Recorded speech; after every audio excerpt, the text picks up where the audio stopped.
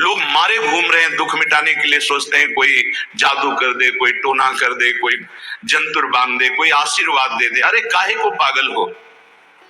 यदि तुम अच्छे आचरण करते हो, भगवान नाम जप करते हो, सद धर्म से चलते हो, तो तुम्हें किसी से आशीर्वाद मांगने की जरूरत नहीं। बात मान लीजिए, प्रार्थना मान लीजिए। दिखावे में लाखों लोग अपने जीवन को नष्ट करने के लिए तैयार हैं। ये माया का ही तो दिखावा है, जिसमें जन्म के जन्म हमारे नष्ट होते जा रहे हैं। सत्य मार्ग को क्यों नहीं पकड़ते हो? किसी के आशीर्वाद की जरूरत नहीं आपको आनंद प्राप्ति के लिए। आप आनंद के बच्चा हो, आनंद स्वरूप हो। जिनसे आशीर्वाद मांगते हो उनके अंदर जो आत्म तत्व बैठा है वो तुम्हारे अंदर बैठा है।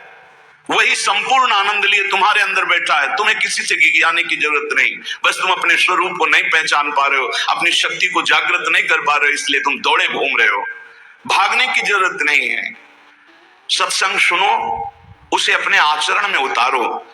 ये बात आप कागज में लिख लो, चाहे दिमाग में लिख लो। जब तक आपके आचरण शुद्ध नहीं होंगे, जब तक आप भजन नहीं करोगे, जब तक आप दूसरों को सुख नहीं दोगे, मन वचन कर्म से किसी को भी दुख नहीं पहुंचाना, तब तक आप भागे। और यहां से लेकर ब्रह्मलोक तक अगर आपको सुख मिल जाए तो बता देना। आप ब्रह्म भुवनान लोकान पुनरावर्तिनो, अर्जुन यहां सुख मिलने वाला है। आप ब्रह्म स्तंभ पर्यंतम सर्वम मायामयम जगत, यहां सुख मिलने वाला है।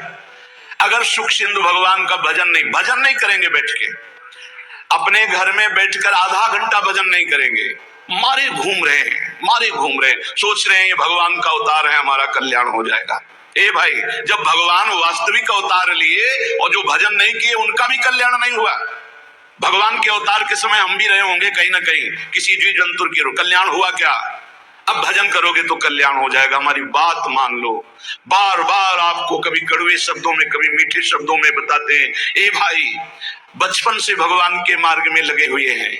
हमको अपना कर्म भोगना पड़ रहा है। जो शरीर रचना के समय रचा गया था, वो सुखद या दुखद कर्म भोगना पड़ा। रामकृष्ण परमहंस जी के कैंसर था, भाई जी हनुमान प्रसाद पोद्दार जी के उदर में कैंसर था, बड़े बड़े महापुरुषों को भोगना पड़ा। तो प्रारब्ध को भोग लो। ये भोगने की सामर्थ्य नाम जप से आ जाएगी, और नाम जप करके जन्म मरण के चक्र से मुक्त हो जाओ। मान लो मेरी बात।